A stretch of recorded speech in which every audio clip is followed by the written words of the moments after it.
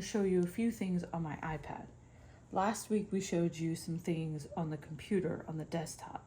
But today I want to kind of show you a few things here on my tablet. Some of these things will also relate onto the phone. Once again, this is if you have Apple products.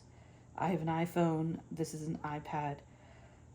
So unfortunately, I can't show you features on other tablets and phones because I don't have them. So to start off with, we go to the Settings app. And in Settings, you can in Settings, we're going to come down here to Display and Brightness. Anytime I get a new phone or a new tablet, first thing I always figure out how to do is to figure out the font so I can see it. So Display and Brightness is one of the things I start with. You have dark mode and light mode, just like on the computer. Again, I really like dark mode because it's dark with white letters. That contrast is so much easier on my eyes.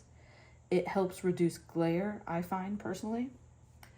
But you have text size here, so you can adjust the text. Now, I don't even have this fully maxed out because one of the sacrifices to having the text really big is it does take up a lot of space. But this is kind of how I have adjusted it to for myself. Also, bold text, I personally find that really helpful because again, on these with the contrast, it just makes the letters stand out a little bit more. If it were smaller text, it might not have been as conducive because bold text, when it's small, sometimes is harder to read. But when it's bigger text, it's easier to read. So we have brightness settings. So display zoom, this is kind of an interesting thing to look at because you can see on here what they mean. And it's kind of like you can have large text or you can have it on default. Default, I think, is a little bit more on the page, but you can kind of see how it fits things on, but I just need the bigger font. So I have it selected onto the large text. So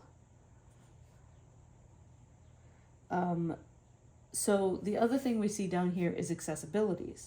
So I'm going to hit accessibilities. And again, this one is also kind of a little bit, categorized here because we have vision, we have physical and motor, and we have hearing, and then we have general. So, and some of those same features are on here. You have voiceover, you have zoom. I have my zoom turned on, but I have this little feature here, and I will show you how to have that happen because this is what's nice about this. I can tap that and I have this little window that then I can drag around. And then inside of the window, this is what it's saying. Double tap with 3 fingers to zoom, drag with 3 fingers to move it around, double tap 3 fingers and drag to change the zoom. So I can, I can make it bigger. I can make it, but let me get to that. Okay. So we have some things, hover text. This is also relevant for if you have a keyboard connected or you have a mouse connected, which is not a bad idea because it gives you a few options, as you can see, that you can do. I don't personally do that. So, so again, this is an area where depending on what you have going on with your setup, it's good to kind of play around with some of these things. Voice control. But what I kind of want to show you is accessibility shortcuts. So when you hit this, what this gives you is the option to click 3 things that you can have. You can pick any of these things from this list. And what happens is when you triple click your home button, this option comes up.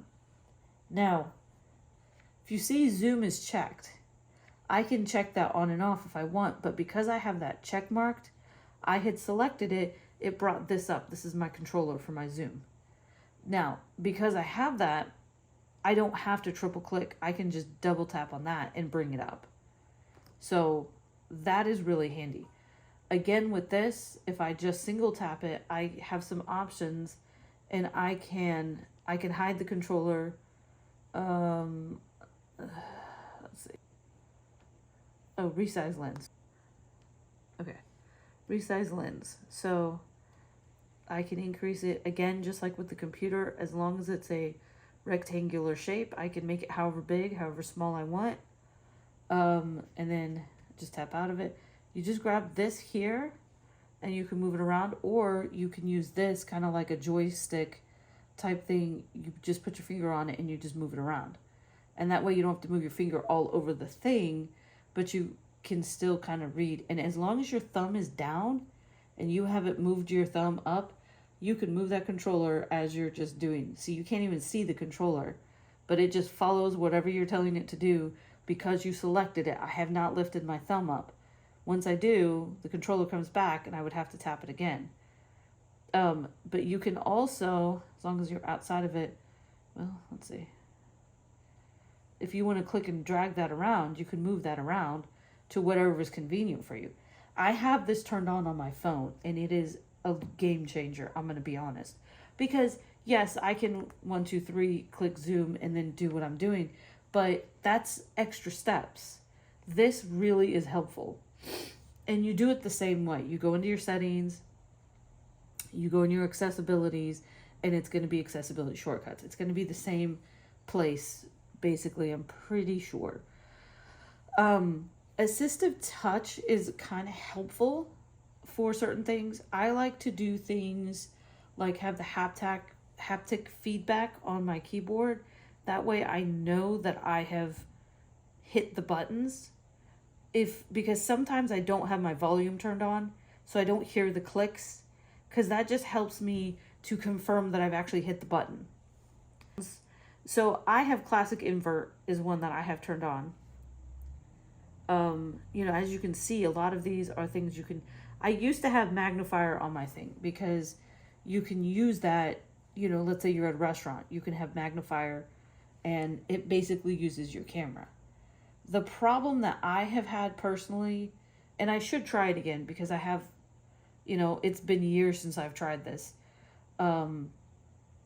because it ends up being really hard, because it's hard to hold it still when you're trying to zoom in enough to see, and then you're trying to see it, but then you're moving a little bit and it can't focus, so it's blurry. So I find it easier to just take a picture of something I can't see. I have zoom and voiceover because if I need to read something, this is really handy. I will do this, I will use my Kindle app, and because audiobooks are more expensive than just digital ebooks, I find. So sometimes I will just use the voiceover feature, and I will just, I will open the book in my book app, either Books or Kindle, and I will just tell voiceover to activate and read the content, and it does. It'll flip through the pages and everything. So that's pretty helpful.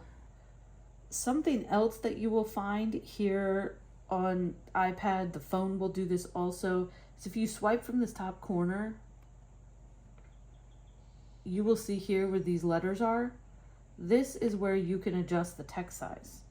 So let's say you have your iPad set to a certain text size. That's great. However, you're in a particular program, and this particular program, the font is smaller, or this particular program, the font is bigger.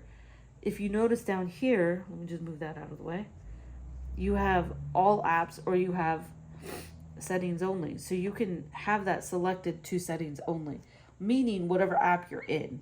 So if I'm in a different app, I can toggle it over to just only affect that app. So I can just move the font down and it decreases the font. But only in that app. I can do it for all apps, but I usually don't want to. So that's really helpful. It's also quick access because it's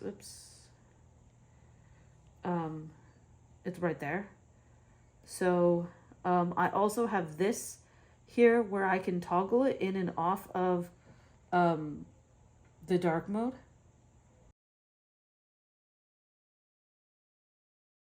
This right here is called Control Center.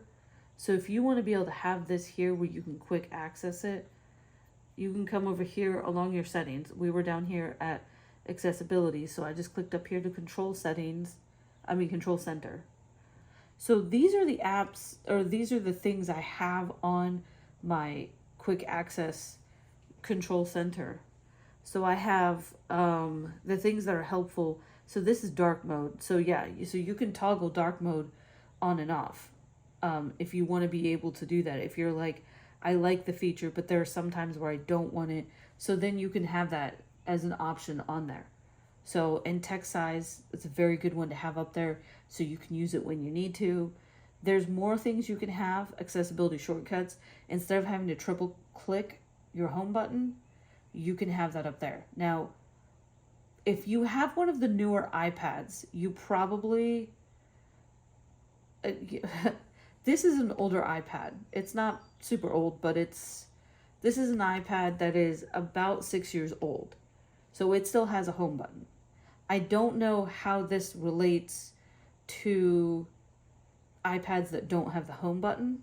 I don't know. I would assume that it still has like what is equivalent on the phone to having the side button. I feel like the newer iPads have a button for that, but I don't actually know that for sure. I will have to do a new video when such a time comes that I get a new iPad. I will probably have to do a new video to kind of give some more updated features here, but I'm sure they have a way for you to do that, and that might be why this is now an option in the Control Center, because if you don't have this triple click access, then that gives you that ability. So, but then you don't have to do that extra step. If you want to be able to just swipe down and click on it within your Control Center, that's definitely helpful. But you can see that there's a handful of things that you can have on here. You know, there's a hearing feature that can be moved on there. The magnifier can be put on there. So a handful of things. So that's really helpful. Again, I personally like to just take pictures instead of use the magnifier. Especially because like on my phone, the camera is right there on the home screen. I mean, the lock screen. So I can easily access that. So I think that's all I have for you today. If there's anything that you would like me to explain a little bit further, or if there's anything I didn't talk about that you would like to see, go ahead and just leave that down in the comments below, and I will try to get to those. Stay tuned for more Blind Perspective.